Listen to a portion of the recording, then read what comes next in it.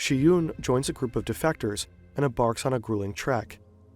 Days blur into nights as they walk through sandstorms, share sips of water and little food.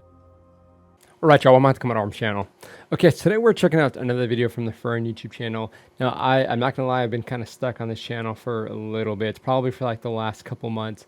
But this is one video that I didn't want to watch until I did a reaction for. So this one's titled How to Escape North Korea. And it's one thing to kind of like just have a video about the defectors, but to title it How to Escape is pretty cool. I mean, you can imagine people in North Korea won't have access to this video, but it is kind of cool. I imagine we're going to have like a decent amount of case studies on how people were effective in getting out of North Korea, which a lot of people kind of imagine is just over the, the South Korean border. I would imagine that's probably the least likely. Most people, from what I understand, probably just use the sea or go across the border in China. So it's going to be interesting to kind of hear these case studies. Now, I did spend a year in South Korea. It was during COVID, but I was still able to kind of like travel around a lot and kind of understand that. But more like specifically, we were like the most northern Army counterintelligence office in South Korea. So we did kind of have that on our radar. Like if there was a defector, it might have been something that we could have been involved with. We do have a mission to kind of work with defectors.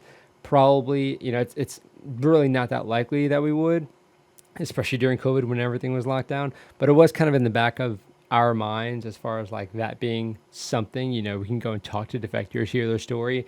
But it's more interesting to kind of understand how they would be successful coming from like my infantry or like my recon background, even I guess from an intel perspective, to be able to kind of like understand like the underground enough to be able to accomplish this is pretty freaking impressive. But I still don't know how many people do it a year. I'd imagine it's not that much, but should be a really interesting video. It's about 16 minutes long, and we already know Fern is going to knock it out of the park. So let's check it out. Ooh, spooky. Minyong is 17. She lives in Hyesan, a small town in North Korea. It's located right at the Yalu River, the natural border to China.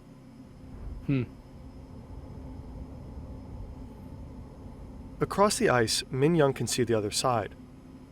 Freedom is so nice. close, yet so far.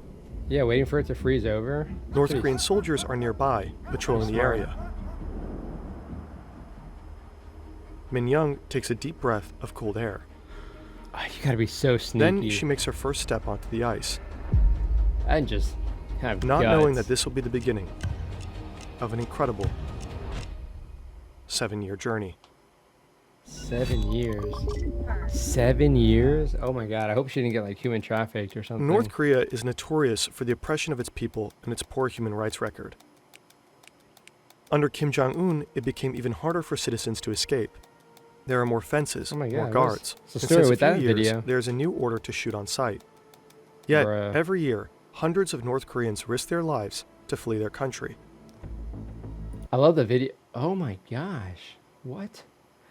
I love the video where you have like the, it's like a thermal or something. You have the dude who got like shot and he's like laying down. He just makes a run for it. It's so harrowing. But this, I imagine, is going to be pretty intense, months in detention camps and years in hiding, all in the pursuit of freedom. Geographically, North Korea shares borders with Russia, China, and South Korea. Oh, I didn't know. Most North Korean refugees want to get to South Korea. I wonder if anybody tries that route. There is the shared language and cultural heritage. Most importantly, South Korea actively welcomes defectors from the North with citizenship. If you look at... Yeah, they'll like, I mean, I don't know what they were sending balloons or something. Yeah, they'll send stuff over. They'll send like what to North Korea would be propaganda. They send that over the border and they're like, I mean, I guess it is propaganda, good or bad, whatever. But yeah, they're like, this is how it actually is. This is what you could have, but your government's just saying nah. The map, the direct route to South Korea might seem the easiest, but in reality, very few manage to escape through this path. In between the countries lies a demilitarized zone, and it is one of the most dangerous borders in the world. I visited it once, kind of, the joint security area. Oh Chong-sung is one of the ones who managed to get through. In 2017, he made a daring escape through the DMZ. Yeah. Created after the Korean War, the DMZ is only demilitarized by name. 2017? It is heavily fortified with armed guards constantly observing each other. On a quiet Monday afternoon, The tense silence of the You got DMZ is suddenly M4s with disturbed. the OTEX. Someone is trying to escape. Oh my Driving a god. military jeep at high speed, Oh Chung-song races towards the border. Just got a normal Jeep. It's like, we'll use Surveillance whatever footage by the models South we Korean have. military captures the intense pursuit.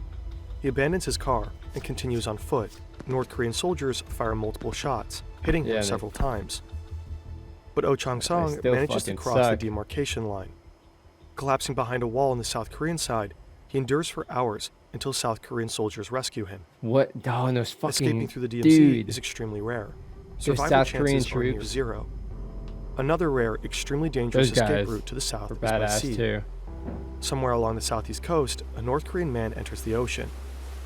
The man is in his mid-20s and equipped with fins and a diving suit. Swimming No for over 6 kidding. hours and covering more than 3 kilometers, he reaches the South Korean shore near the town of Goseong. 6 hours. That Despite seemed being like pretty caught good on surveillance time. cameras, South Korean forces only find him later, resting under a tree. He turns out to be a North Korean fisherman seeking asylum. The tides That's had worked in dope. his favor. Wow. Presumably, Oh, okay. the man had prior knowledge of the sea conditions. Yeah. Without, he probably would have drowned. That's defecting this crazy, way, though. too, is near 6 impossible. hours doing that. Only I a mean, handful of people have succeeded through this route. I'll snorkel for like 30 and I'm like, ugh. Similarly, it is extremely I need a rare that North snack. Koreans defect to Russia. The border is heavily guarded, and the river is too deep to cross. The few people Okay. publicly known for defecting to Russia are privileged or high-ranking citizens who manage to cross with the help of their connections. No kidding. Wow. Creating 3D It must be animations like nice this to have those requires a solid connections. understanding Make of it easy. physics and mathematics. A great place to develop these skills is See where this brilliant. is going. Brilliant. You're I also like the new supporting our jump channel. ahead thing that YouTube does. The most promising path for North Korean defectors is through China. The two countries are divided by 2 rivers. that the border Yalu is and the insane. Tumen. I didn't know it was Some sections are shallow and waist deep. that massive. In winter, these rivers offer a rare opportunity. The water freezes solid. For those desperate enough, crossing over the ice might seem deceptively simple. Crossing is just the beginning. The Yep. real danger lies on the Chinese side, where defectors face constant threats of capture and repatriation. Oh my god, imagine doing all that. Just to Minyong get grew up in a sent modest back. home Once overlooking you the get Yalu sent River. back. From her backyard, she can see the hazy outline of Chinese villages.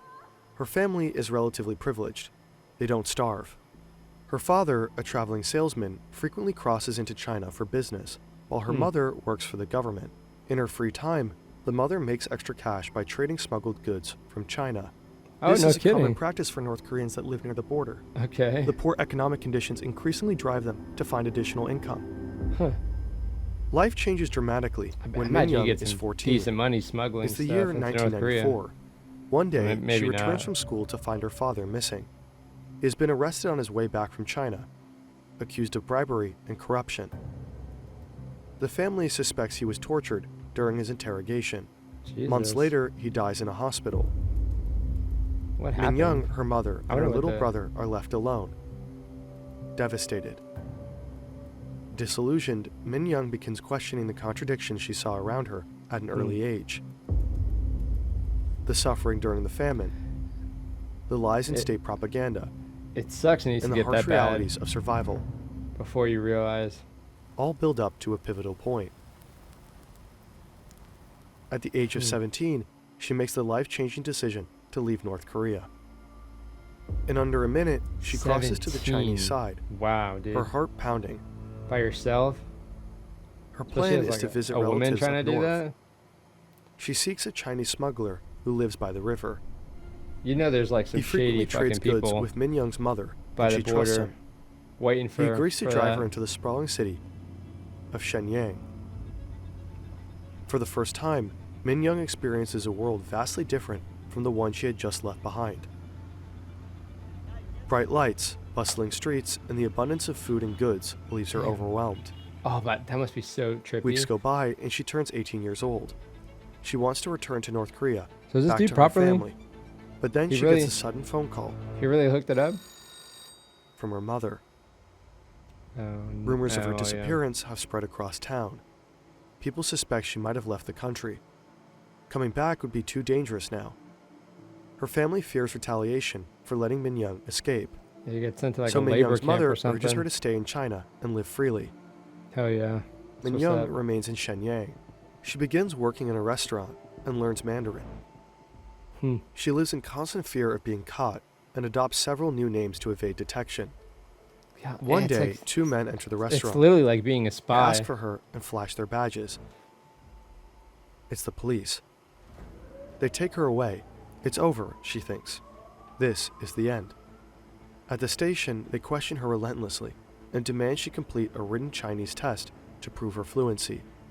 Oh my gosh. She does so, hands shaking, constantly at the verge of a panic attack. But she passes the test. It's a narrow escape. Had the officers doubted her, she would have been deported to North Korea What'd without you a have to do? doubt. Just like write stuff? Everything It's a she weird risked, test. every moment of her struggle, would have been for nothing. Later, she learns that someone she trusted with her secret reported her to the authorities. Bruh. In 2002, Yep. she takes the Don't train to trust Shanghai. Anybody. It marks the beginning of a new chapter in her life. Shanghai, damn. In the my mega God. city, she That's meets a 5 years? broker who provides her with a new identity. She spends her entire savings on this ID. With it, she secures a job as an interpreter at a South Korean tech company. Nice, okay. As she builds her life in Shanghai, she saves money and falls in love with a South Korean man. God, imagine just making like your entire life in this like new country. I mean, not wondering or wondering for sure, but not knowing what's happening with like your family back in North Korea, but also just like the constant fear, like never being comfortable, always looking over your shoulder that somebody's gonna figure it out. Together, they hatch a plan for her to seek asylum in Seoul, South Korea. Nice. After years of hardship, Minyong boards a flight to South Korea. Oh yeah. She's so close to freedom. But immigration officers doubt her story. She spends Bruh. weeks in detention. She is being interrogated over and over again. Weeks? Then finally, she's granted permanent residency. She made it. Nice. Years later, Minyong uses her savings to arrange the escape of her mother and younger brother. No kidding. Today, Minyong goes by the name of Hyeonshio Lee. She is a human rights activist, speaking That's out for cool. defectors and advocating for freedom in North Korea. God, and she still, I mean, she still looks so young, but I mean, yeah, you have to think she did this when she was 17. Now, this reminds me because I just watched the latest season of Squid Games, and it's kind of cool because they have like an actor or character there who's like a North Korean defector, and kind of very similar things, like trying to pay brokers and stuff to try and, you know, find family or what have you. And it sounds weird, but for that to be like someone's only kind of exposure to like someone trying to do that or someone's story like that, I mean, I think they did a pretty good job.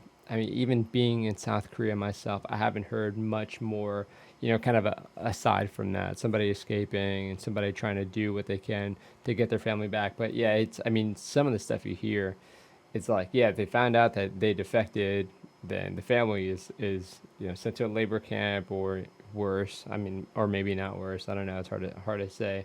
But yeah, I mean, it's pretty crazy, the harrowing stories, but also what the families will kind of endure as a result of that. Her journey took over a decade, but her resilience and courage led her to live a life free from fear. We linked her book in the description. Minyong's story cool. is one of pain, loss, and perseverance, but ultimately, it is a testament to the unyielding spirit of those who refuse to live in chains. Damn, years in the making to get there.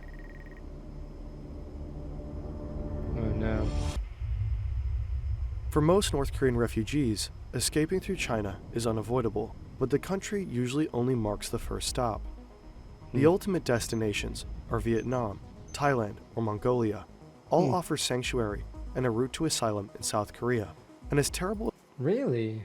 No kidding. Vietnam, Thailand, Mongolia? Really? I mean, whatever, communist countries for sure, but I don't know. I mean, Mongolia, I don't know what their relations are with China. I don't think it's that great. Probably closer with Russia, I think.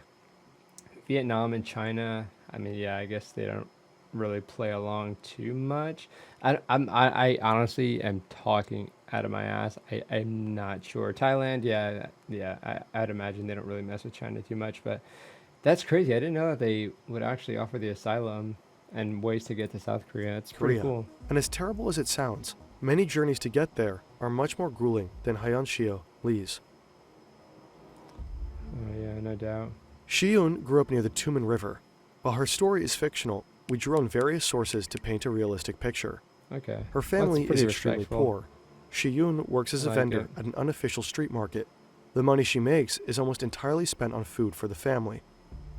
She once believed her government's promises that the supreme leader would provide for the people. Not anymore. One day, a friend whispers about a Chinese broker who helps people cross the border for a small fee. He promises shelter, food, and even work.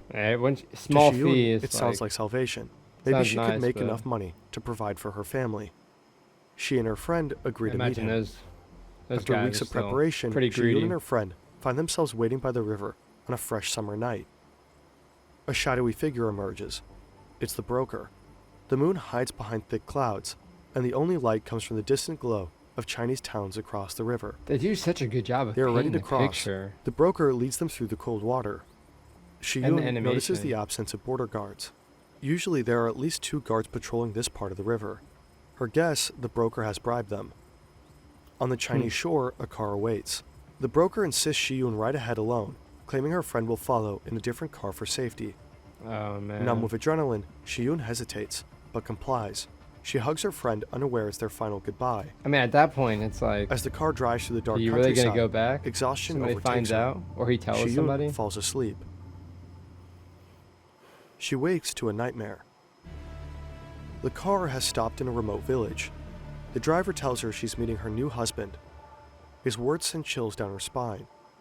This has to What be a the joke, but Fuck. no one seems to be joking. Shiyun was deceived. The broker has sold her to a middle-aged farmer.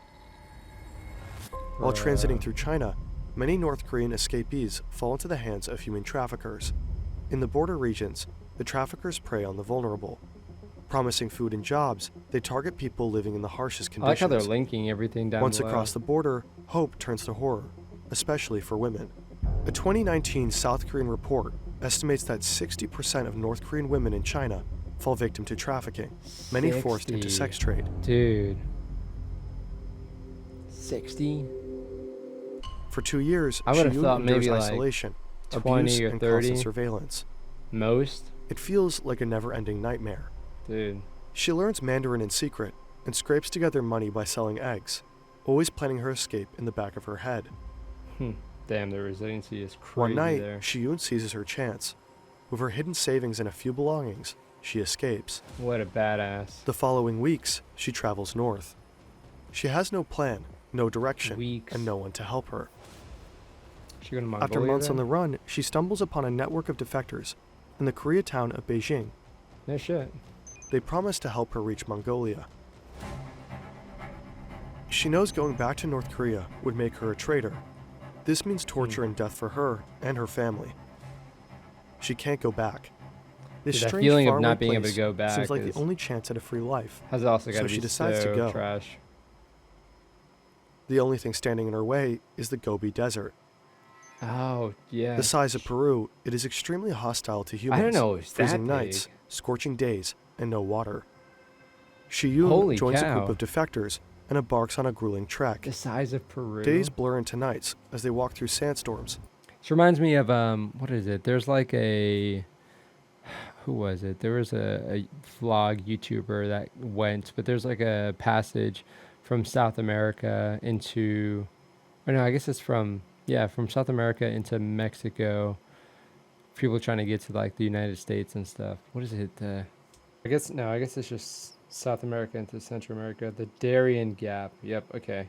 Yeah. Oh my God. Seeing the footage of people going through that, it was crazy. But this, I mean, a desert. I don't know which one would be worse. But I'd love to hear someone's story, someone who was able to cross the Gobi Desert, trying to go to Mongolia as a Share sips of defector. water and little food. After days of walking with almost no rest, Shiyun's feet are bleeding. Only the thought of freedom keeps her moving. When they finally reach the Mongolian border, the group spots a few soldiers. Fuck. A man from their group volunteers and approaches with a bribe. In case things go south, the others are still able No to escape kidding. undetected. Wow, dude. The Shiyun selflessness. nervously watches as the man from her group talks to the soldiers. Luckily, they are Mongolian and quite supportive. They guide the group to a detention center. Shiyun Nice, dude. spends months in a refugee camp before Months, finally being though. granted passage to South Korea. She is one of the few hundred that make it every year. One has to wonder how many more North Koreans would leave. That's If awesome. only they could. I know they're saying that they're basing this on certain stories. So I want to try and, I imagine it's probably not that easy to get that much information about like the kind of defector network in Beijing, taking people up to Mongolia. But it'd be pretty cool to kind of hear like some kind of undercover, or like someone who's like their face is all blacked out and their voice is like modulated, to kind of hear their story on how they help people, or even just somebody who's kind of like been helped by that would be really interesting. But dude, the guy going and giving them the bribe, that takes some guts, dude. Yeah, so definitely very harrowing stuff. It's really, I mean, the amount of, I mean, there's TED Talks and stuff, but hearing everybody's perspective on and story on how they were a defector, it's always mind blowing. For some, like, it's, you know, a lot faster than you would think, but for most that I hear, it's like years in the making, or just like years in the making as far as like getting across the border, and then it taking a while, or just like the amount of like planning and preparation, or just like finding a way. You need to kind of like have that initial conduit to be able to like start anything. But it's crazy the amount of steps and the amount of risk that these defectors are assuming doing pretty much anything throughout the entirety of this journey.